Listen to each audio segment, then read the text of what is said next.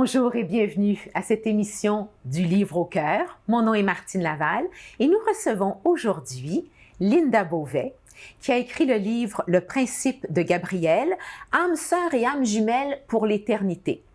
Alors, bonjour Linda et bienvenue. Vous avez toujours été intéressée par la réincarnation.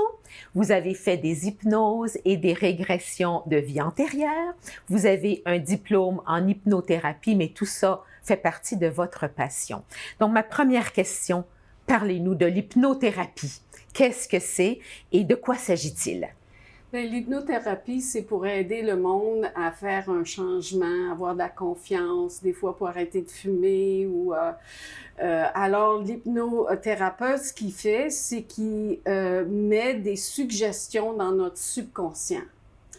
Alors, tu sais, dans quel état sommes-nous à ce moment-là? On est dans un état endormi? Un état de relaxation, OK? Parce qu'il faut relaxer tout le corps pour pouvoir parler directement à notre subconscient. Okay. Alors, c'est quelque chose qu'on se souvient. Quand on donne des suggestions, c'est quelque chose que la personne va se souvenir de toutes les suggestions. Ah oui. Ça doit être renforcé des fois, et puis c'est comme ça. Les régressions de vie antérieure, par contre, on va chercher des informations dans notre subconscient. C'est ça la différence. OK, l'interrogation est différente à ce moment-là. Alors, dans une, on implante comme des idées pour faire remonter des choses à la surface, et dans d'autres, on va chercher des informations. Parce que dans notre subconscient, c'est comme une filière qui a toutes les informations de notre vie, de nos vies antérieures et tout ça. Alors, bien justement, qu'est-ce qui motive une personne à aller fouiller dans une de ses vies intérieures, dans un passé, dans une vie d'avant? Qu'est-ce qui motive ça? Bien, pour moi, c'était quelque chose, j'aimais tous ces sujets-là de réincarnation, vie antérieure, puis je lisais beaucoup de livres comme Edgar Cayce, puis il y avait un autre livre, Dick Sattwin, qui était un dentiste qui hypnotisait, puis tout d'un coup, la personne a été dans une vie antérieure. Et la vie antérieure qu'elle a dit, elle était avec quelqu'un qu'elle connaissait. Alors, on revient de vie en vie avec les mêmes personnes. Puis moi, ça m'intéressait beaucoup parce que dans le temps, j'étais mariée avec mon mari et on voulait savoir certaines choses si on se connaissait dans une vie passée. Ah oui, vous sentiez que vous aviez un lien particulier qui proposait peut-être que vous vous soyez connus dans une vie antérieure. Exact. Alors, vous avez fait l'exercice à savoir, nous sommes-nous déjà rencontrés? Exactement. OK, on ne vous demandera pas le résultat, mais ça a été concluant? Absolument, c'était très concluant. Okay. Moi, j'avais un livre d'instructions comment faire l'hypnose. Ça, c'est beaucoup avant de prendre des cours d'hypnothérapie avec un dialogue. C'est pour ça que dans le livre, j'explique que n'importe qui peut faire de l'hypnose en suivant un dialogue. Le travail, c'est vraiment la personne qui se fait hypnotiser qui doit aller dans un état de relaxation. Alors, il doit écouter les suggestions et faire ce que la personne qui parle, relaxer le corps et tout ça. D'aller fouiller comme ça dans le passé antérieur, est-ce que ça nous permet de mieux comprendre notre présent? Absolument, absolument. C'est ça, le livre, c'est un roman, c'est une histoire de Liane qui fait les régressions de vie antérieure et découvre plusieurs vies qu'elle a vécues avec son âme sœur. Et puis, toutes sortes de karma est arrivé. Et parlez-nous donc du karma, justement. On va revenir au principe de Gabriel. Oui, le karma, c'est un mot dont on entend beaucoup parler et on se demande toujours, oui, bon, ben c'est mon karma. C'est quoi le karma? Bien, le karma, ça a une mauvaise connotation. Oui, c'est souvent. On parle toujours de le mauvais karma, mais le karma, c'est quelque chose qu'on choisit. C'est une leçon qu'on choisit et qu'on vit pour devenir des meilleures personnes. Alors, c'est pas une méchante chose du tout. Le karma, c'est quelque chose qui nous éduque, qui nous permet d'accepter ce qu'on vit, de se dire que c'est ce qu'on est supposé vivre. Bien, à chaque jour, à chaque heure, on a le choix d'aller à droite ou à gauche. On a toujours le libre arbitre d'aller où ce qu'on veut aller. Par contre, avant qu'on est né, on a des choix qu'on fait même. Qu'est-ce qu'on veut apprendre dans la vie? Qui va être nos âmes sœurs? Qui va être nos parents? On choisit tout. Puis c'est pour ça que quand on est né, on choisit tout encore. Et tu sais, des fois, ça va dans la direction de qu'est-ce qu'on a choisi, et des fois, non. Mais notre subconscient nous guide aussi. On rencontre le monde qu'on est supposé de rencontrer. On est comme des aimants pour nos âmes sœurs. Alors, une âme sœur peut être, tu sais, votre mère, votre père, votre ami, votre employeur, quelqu'un que vous rencontrez pour 1 an ou 2 ans, mais c'est quelqu'un que vous devez rencontrer pour apprendre quelque chose. Puis ça peut comprendre un karma. Pour grandir sur le chemin qu'on s'est décidé de prendre avant même de naître. Donc, en tant que petite âme, quelque part, on s'est dit, tiens, je me réincarne dans cette maman-là, je choisis cette maman-là, oui. Et pour évoluer oui. Dans le sens que je dois le faire. Oui. Il y a beaucoup de questions qui viennent à mon esprit parce qu'il y en a qui ont, comme vous dites, des fois c'est un mauvais karma, des fois c'est un bon karma, et on se dit tout le temps, ah ben c'est pas, ce n'est pas, ces expressions qui disent tout le temps, ah ben c'est pas arrivé pour rien, ou ben si c'est pas ça, ce sera autre chose. Ou, donc, c'est là que prend toute la signification oui. de ces expressions-là. On s'aperçoit avec les karmas, si on veut les appeler ça. Moi, j'aime mieux appeler ça des leçons. Et puis, on s'aperçoit peut-être 2 ans, 3 ans plus tard que telle situation ou telle rencontre devait se faire pour se rendre où ce qu'on est aujourd'hui. Mm-hmm. Alors, on m'a dit qu'il n'y a aucune coïncidence. Tout a une raison d'être. Tout a une raison d'être. Exact. Qu'est-ce qui vous a éveillé à ça? Quand est-ce que vous avez senti cet intérêt, cette pulsion, cet intérêt pour tout ce qu'on appelle, bon, réincarnation, vies antérieures, hypnothérapie, etc. Quand est-ce que c'est né, ça, en vous? Quand est-ce que vous avez senti ça? Ben, j'ai toujours été intéressée à des choses, la vie après la mort, n'importe quoi. Depuis toute petite? Ben non, je dirais peut-être dans les 15-16 ans, là. OK, dans ces bouts-là. Ça s'est révélé à vous? Dans le même temps que j'ai voulu écrire un livre. J'ai toujours voulu écrire un livre. Okay. Alors, venons-en à ce fameux livre, Le principe de Gabriel, âme sœur et âme jumelle pour l'éternité. C'est d'après ce que j'ai compris, et comme vous l'écrivez, c'est votre propre expérience. C'est un roman. C'est un roman. Mais c'est basé sur votre propre expérience. Exactement. Alors, on va vous découvrir dans ce livre, j'imagine. On va découvrir justement. C'est peut-être pour ça que ça m'a pris du temps à le sortir, parce que à un certain point, tu te dis, je le fais-tu, je le fais pas. C'est stressant. Pourquoi vous hésitiez à le faire ou ne pas le faire? Parce que c'est personnel quand même, là. Et puis, mais j'ai trouvé ça tellement important de dire les messages qu'il y a là-dedans que... Tu sais, je veux dire, on dit que la personne principale dans le livre ne devrait pas être parfaite, mais j'ai beaucoup de succès là-dedans. Ah oui, d'accord. Alors, non, mais ça fait que le livre, il est intéressant à lire et tout, là, tu sais. Mm-hmm. Puis, durant le livre, moi, je vais dire que c'est Liane, le nom. Elle apprend tout ça sur la réincarnation, sur l'écriture automatique, ce qui est un autre outil pour regarder les vies antérieures. Ça veut dire quoi, l'écriture automatique?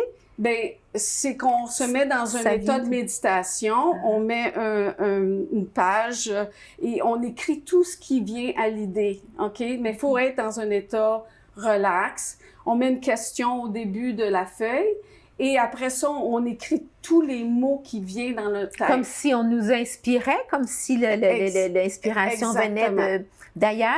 Exactement. Et puis il y a des parties dans mon livre qui est strictement ça, qui est de l'écriture automatique. Alors, tu sais, je veux dire, on se relit après, puis on s'aperçoit que qu'est-ce qu'on a écrit, c'est très important, que ça fait comme « Ah, je savais pas ça », tu sais. Et puis, le subconscient, le plus qu'on écrit, le plus le subconscient nous donne les réponses. Alors, au début, c'est un peu difficile, tu vas mot par mot, peut-être ça n'a pas grand sens, mais après un bout de temps, le subconscient prend le contrôle et on n'écrit pas assez vite. Est-ce qu'on vous prend pour une huluberlue des fois? Parce qu'on ne peut pas parler de ce sujet-là à tout le monde et à n'importe qui, même si on aime bien partager ces choses. Chacun a ses croyances, chacun a sa façon de voir les choses et la vie. Tout le monde n'est pas au même stade de l'éveil, par exemple, n'a pas les mêmes vibrations.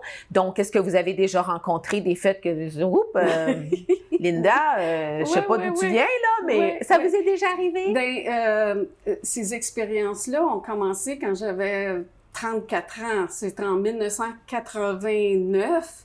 Alors, quand c'est tout arrivé, j'en parlais pas du tout. Pourquoi? Aviez-vous l'impression que c'était... Mais non, mais je voulais pas qu'on m'enferme, là. Voilà. Et puis, c'est pour ça aussi, ça a pris beaucoup de temps avant que je puisse commencer à en parler à certaines personnes. Il y a encore du monde qui me dit...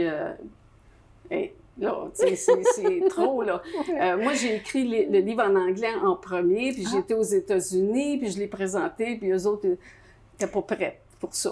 C'était plus votre langue, l'anglais, pour votre médium d'expression? J'ai toujours parlé les deux. Les deux langues. Et vous étiez confortable à l'écrire en anglais? Plus confortable à l'écrire en anglais, pour commencer. Et après ça, donc, vous l'avez travaillé en français. Je l'ai Ça vous a pris combien de temps à l'écrire, à le produire, à faire en sorte que c'est un livre de combien de pages? C'est 400. 400 quelques pages. Ouais. Ça vous a pris combien de temps pour l'écrire? Bien, tu sais, j'ai pas écrit continuellement parce qu'à un certain point, j'avais pas la fin, puis je l'ai mis de côté. Fait que ça a pris beaucoup de temps. J'ai fait des recherches. J'ai été à Wichita, Kansas, pour essayer de trouver une des anciennes vies dans les records et tout ça. Fait que en tout et partout, l'anglais, ça a pris à peu près 20 ans. OK. Mais j'avais pas l'ambition d'en écrire plein de livres, puis je voulais vraiment que ce soit un bon livre. J'ai eu une amie qui l'a lu en 3 jours, et puis... Oui, c'est absorbant. Oui, c'est absorbant. Exact, oui. C'est assez captivant, en effet. Qu'est-ce qui fait que... est-ce que vous avez l'occasion de partager ça? Avez-vous avec quelqu'un, puis de vous dire, j'ai rencontré mon âme sœur, j'ai rencontré mon âme jumelle. Avez-vous rencontré votre âme sœur? J'en ai plein d'âmes sœurs. On a plein d'âmes sœurs. Oui. On n'a pas seulement une âme sœur. Exactement. Et la différence entre âme sœur et âme jumelle? Bien, des âmes sœurs, c'est père, mère, tout ce monde-là. Tandis que l'âme jumelle est aussi une âme sœur, mais il y en a juste un. Ah! OK? D'accord. Alors, mais, tu sais, un âme sœur n'est pas nécessairement une âme jumelle. Okay? Et vice-versa. Exactement. OK. Et vous, alors, avez-vous rencontré votre âme jumelle? Non, peut-être, je sais pas. D'accord. C'est pas quelque chose qui se... c'est quelque chose qui peut toujours être en processus. Je peux essayer de deviner peut-être, parce qu'il y a certaines choses d'un âme jumelle, c'est des complètement opposés. OK? Ah, OK. Et puis, Une âme jumelle, on ne se fond pas nécessairement l'une dans l'autre. Ça peut être une âme jumelle qui nous apprend justement à avancer, même si ça va à l'encontre de nous? Ça dépend combien de vies qu'ils ont vécu, puis combien ils ont fait le tour des émotions. Parce que si ont fait ça, ils vont se comprendre plus. Tandis que s'ils n'ont pas vécu beaucoup de vies, ben des opposés qui se comprennent pas, ça va mal. Okay. Mais des âmes sœurs, nous autres, on s'échange des rôles. Une fois, ma mère est ma sœur, mon frère, c'est mon fils. C'est quasiment comme jouer un rôle dans une pièce de théâtre, où on choisit quel rôle qu'on va avoir dans la prochaine vie. Okay. C'est comme ça que des fois, les karmas se lancent la balle un après l'autre. La dernière fois, j'étais ta fille, cette fois-ci, je suis ta mère. Mais on est revenu dans le rôle que nous avons maintenant pour apprendre ce que nous n'avions pas appris dans la vie antérieure lorsque j'étais ci et que tu étais ça. C'est ça. Oh, d'accord. C'est presque une science, là. Ça l'est une science. C'est très compliqué. Ah, c'est très compliqué, oui. Ce n'est certainement pas donné à tout le monde de vivre ça. Il faut, est-ce que ça prend un certain éveil, un éveil avancé face à la vie, à l'âme, pour être capable de sentir ça, de savoir où on est rendu? Mais ça prend un intérêt, puis c'est pas tout le monde qui l'ont, cet intérêt-là. Moi, je l'avais. C'est pour ça que, tu sais, pour certains, ça les intéresse pas. Puis il y en a d'autres qui sont rendus là, puis qu'ils veulent en savoir plus de leur passé, parce que leur passé affecte la vie présente. Sentez-vous que vous êtes comment dirais-je, une messagère, une enseignante, une guide par rapport à tout ça, dans cette vie présente? Bien, juste le fait que j'ai écrit le livre, puis j'ai trouvé que c'était très important que je le fasse, même au détriment de dévoiler des choses et tout ça. De ne pas être nécessairement comprise? J'avais peur d'être jugée. D'être jugée. Oui. Par contre, il y a beaucoup de gens qui doivent se rallier à vous, toutefois. Oui, mais à quelque part, ils disent, ben, t'es humaine, et puis on est toutes humains, on est toutes pas parfaits, et puis ça fait la bonne lecture. Est-ce qu'il y a une suite à ça? Peut-être pas une suite au livre, mais une suite par rapport à cette démarche-là, ou c'est complet pour vous, ce que vous avez fait, que vous avez pris quand même quelques décennies à écrire? Oui, bien, il y a toujours... Avez-vous un projet? Tu sais, le faire lire pour faire un audio, ça serait peut-être quelque chose à faire. Ah, d'accord. Oui, c'est intéressant. On y va étape par étape, là. C'est intéressant, ça. Je retiens cette idée-là. Mais je suis pas bonne pour le lire. Il faudrait que ce soit quelqu'un d'autre qui lit. Vous trouverez quelqu'un. Je suis sûre que quelqu'un sera sur votre chemin. Quelques voix, quelques différentes voix. Linda, c'était captivant, c'était très intéressant ce que vous aviez à me raconter. Je vous remercie beaucoup pour cette explication et je remercie TVCL et puis l'Association des auteurs de Laurentides de nous permettre d'avoir une émission qui nous permet d'aller à la rencontre d'auteurs de toutes sortes, qui ont toutes sortes de choses à raconter, toutes sortes de choses à partager et surtout dans leur passion. Et vous pouvez retrouver ces émissions sur le site de TVCL ainsi que sur la chaîne YouTube de l'AAL, l'Association des auteurs des Laurentides. Alors, je vous remercie, Linda, et je vous dis à la prochaine fois pour une prochaine émission qui sera tout aussi passionnante. Merci. Bonjour, je m'appelle Cynthia Lissa-Dubé. Je suis autrice avec l'Association des auteurs des Laurentides. Je suis ici pour vous faire une chronique littéraire, une chronique de mes coups de cœur. J'ai ressorti de ma bibliothèque des livres que j'ai beaucoup aimés et j'espère vous donner envie de les lire. Je commence avec Ugo Monticone, qui est un auteur de l'Association des auteurs des Laurentides. Il est connu pour faire des livres en utilisant la technologie. Donc, il va faire des livres multimédia avec des animations, la réalité augmentée.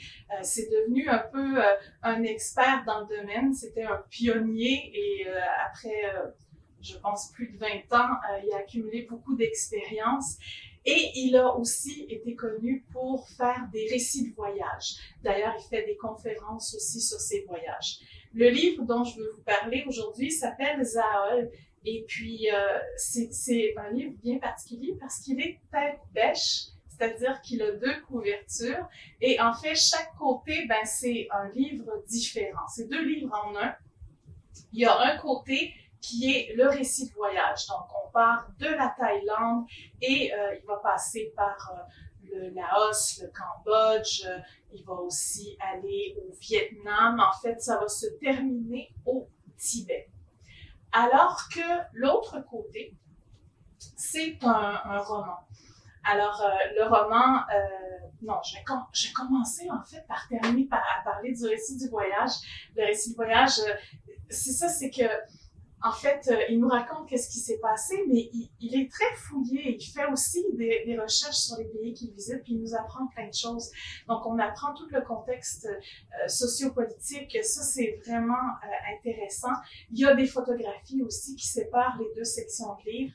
Donc, des belles photographies couleurs, des photographies personnelles qu'il a prises et qui nous font connaître un peu mieux qu'est-ce qu'il a visité comme pays. Et en tant que voyageur solitaire, ben, il a aussi des péripéties, il a aussi des aventures qui lui arrivent, des choix à faire, des belles rencontres aussi où les difficultés de communication se font montrer. J'ai beaucoup aimé l'anecdote où il décrit combien de pommes il voulait acheter, ou je me rappelle pas quel fruit il voulait acheter au marché, puis la dame qui essayait de vendre ses fruits, elle comprenait pas ce qu'il voulait dire parce que c'était pas les mêmes doigts qu'on utilise pour le chiffre 3.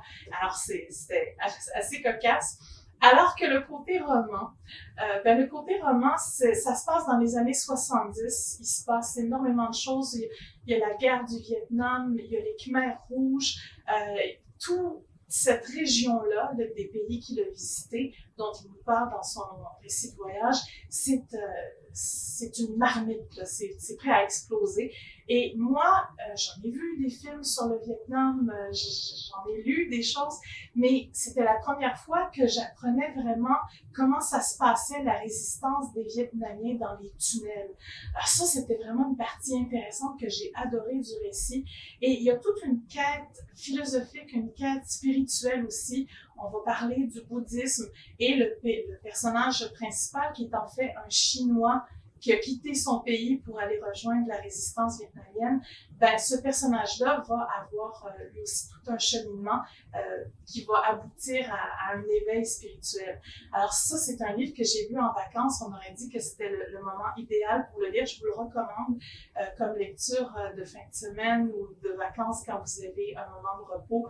Une très belle lecture, une très belle plume de Ugo Monticone.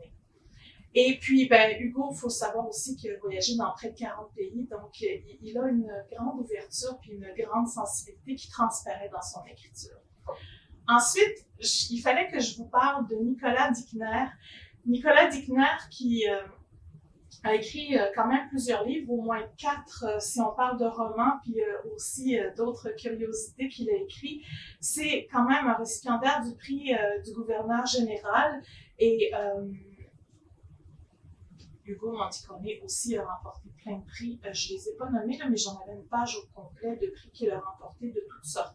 Alors bon, Nicolas Dickner, c'est mon auteur québécois, en fait, un des auteurs québécois que j'adore, c'est un de mes préférés, parce que il est brillant, il va tisser plein de liens, qui va tout réussir à fermer, il va imbriquer toutes les histoires, il nous amène avec chacun des personnages, l'enquêtrice de la GRC, la jeune adolescente de 15 ans, le hacker, et puis bon, il y a d'autres personnages inusités qui vont s'insérer là-dedans. C'est des personnages hors normes, qui sont marginaux, puis quand on lit cette histoire-là, ben, on sort de notre quotidien. Il y a une très grande culture aussi. L'auteur est au courant d'enjeux planétaires. Dans ce cas-ci, on parle du déplacement des conteneurs. Donc, toutes les marchandises qui sont déplacées à travers les pays, ça obéit à des règles qui impliquent énormément d'intervenants. Et puis, le hacker va venir s'amuser à s'insérer là-dedans pour c'est ça, jouer un peu de ses propres pions. Donc, je sais que Nicolas Dickner travaille énormément ses textes, il est pointilleux, mais il y a aussi le bonheur d'avoir un éditeur qui fait un gros travail d'édition avec lui, ce qui donne un résultat, franchement, je vous vends pas de punch rien, je vous invite à le lire puis à embarquer dans un univers unique, un univers étrange et différent. C'est publié chez Alto, ce qui est complètement différent, par exemple, de Rose à Rosa, qui est un livre écrit par Michel-Olivier Gass. Michel-Olivier Gass, c'est aussi un musicien. Il fait partie du groupe Saratoga. Certains le connaissent peut-être sous cette identité-là. Mais il est aussi auteur. Ici, il a publié De Rose à Rosa chez les éditions Tête Première. Contrairement à l'univers de Dickner où on s'en va dans un univers étrange avec des gens qui sont hors normes, ici, Michel-Olivier Gass va aller tâter le pouls du quotidien.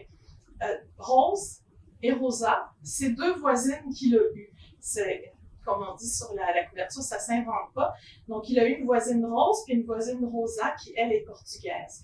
Et ce qui est tellement beau et agréable dans cette histoire-là, c'est toute la sensibilité qu'il a pour la personne humaine qu'il côtoie, comment il peut avoir des attentions, être présent, être observateur, voir qu'est-ce qui se passe chez ses voisines. Et c'est le ton qu'il a. Il a un ton bien à lui. Je vous lis un tout petit court extrait pour vous donner une idée de ce à quoi ça ressemble. Alors, je doute fort que Rosa comprenne ce genre de phrase. Ah oui, c'est vrai, il fallait que je lise la phrase avant. Ben oui, Madame Rosa, m'a vous clairé ça, cette bande de neige-là. Fait que là, on comprend pourquoi elle dit « Je doute fort que Rosa comprenne ce genre de phrase, mais c'est donnant-donnant. Je ne compte plus les fois où elle m'adresse la parole, que je réponds « Oui, oui » et qu'elle semble attendre une vraie réponse. On flotte ensuite dans un espace-temps vague où l'on sait très bien, les deux, qu'on n'ira pas plus loin. Je me suis déjà risquée à la faire répéter 4 ou 5 fois de suite. Le constat d'échec est trop prenant. J'aime mieux dire oui, oui et être gentil. Alors voilà, il y a un univers tout plein de tendresse et d'humanisme à découvrir avec Michel-Olivier Gasse. Et je termine parce qu'au moment où on fait ces chroniques-là, on est dans le mois de juin qui est le mois Je lis autochtone. Alors, je voulais inclure une publication autochtone. Moi, j'adore les nouvelles, les courts récits. Amun. Amun, ça veut dire rassemblement dans la langue innu. Alors, vous avez des textes inédits de Joséphine Bacon, Natacha Canapé-Fontaine, Naomi Fontaine, Virginia PC Mapeo Bordelot, Mélissa Valène-Dupuis, Jean Sioui, Alissa Jérôme, Maya Cousinou-Molène, Louis-Carl Picard Sioui et Michel Jean qui en assurent la direction.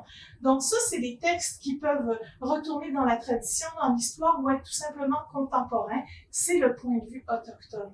Et tout récemment, en 2021, il y a Wapke qui est sorti, qui s'appelle, alors en fait, ce que ça veut dire, c'est Demain en langue atikamekw, qui est encore une fois un recueil de nouvelles rassemblées par le même auteur, Michel Jean, qui a rejoint les auteurs autochtones pour nous inviter à voir le demain. Il y a des textes qui sont positifs, empreints d'optimisme.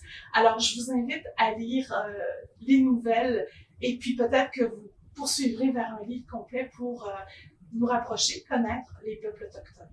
Alors, à l'Association des auteurs des Laurentides, on veut vous parler de nos auteurs, mais on veut aussi s'ouvrir aux auteurs de partout dans le Québec.